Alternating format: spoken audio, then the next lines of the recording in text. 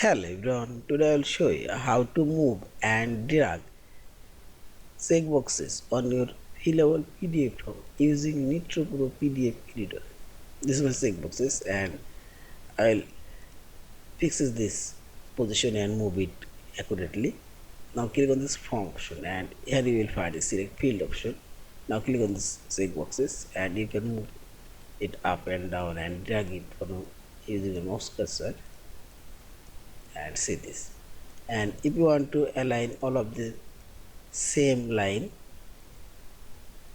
select from option and drag your mouse cursor, select all of them.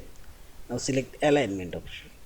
Here you will find this vertically align and see this one, sorry for this, and move it, and this horizontally, and see this, all of this checkboxes position now fixes, and also you can move it and see this. Yeah, in this way you can change your checkboxes position and drag it right position you can place. Yeah, and finally select this file option, save or save as your fillable PDF form.